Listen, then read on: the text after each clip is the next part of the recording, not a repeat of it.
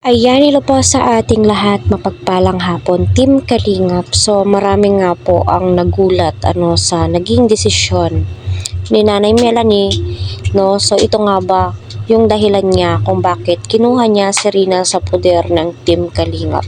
So lately, kita naman po natin sa upload ni Kalingap Rob 1 month ago ata na yung mga sponsors ay unti-unting binawi yung ibinibigay po nila kay Rina.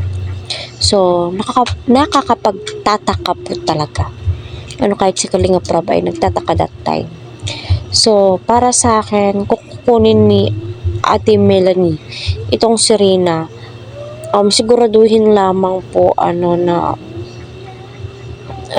hindi bumalik sa dati si Rina. Baka pagdating ng araw ay hindi po matustusan ng nagwak-wak-wak kuno, kasi may mga napapanood ako na handa daw po silang tumulong kay Rina. So it's up sa inyo kung ano yung sa tingin nyo na ikakabuti ni Rina, and syempre masustain nyo yung pangangailangan ni Rina all throughout hanggang sa gumaling po siya, kasi hindi ko po masasabi na 100% na magaling na po itong si Rina. May mga times po talaga kita naman po natin sa mga uploaded video ni Ate Ruda, para sa akin hindi pa po talaga siya totally magaling.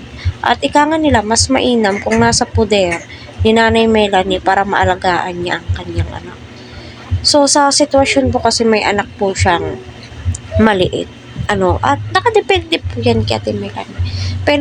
Pero bilang viewers at supporters din ho ni Rina simula noon,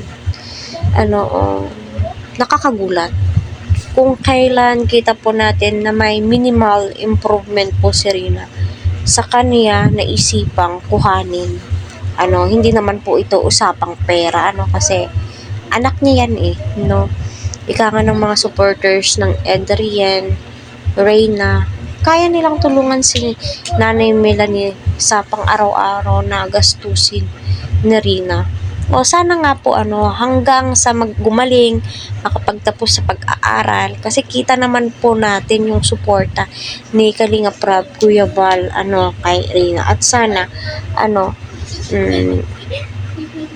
huwag niyong ibalik si Rina sa Kalingap. Patunayan nyo na kaya talaga, kasi unang-una nakakaawa po si Rina.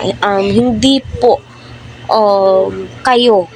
hindi po si Nanay Melanie yung nakakaawa dito, sa totoo lang. Si Rina po talaga. Si Rina po yung usapan. Yung kinabukasan ni Rina, yung pagpapagamot kay Rina, hindi po biro yung mga sacrifices ni Ate Ruda kay Rina, sa totoo lang.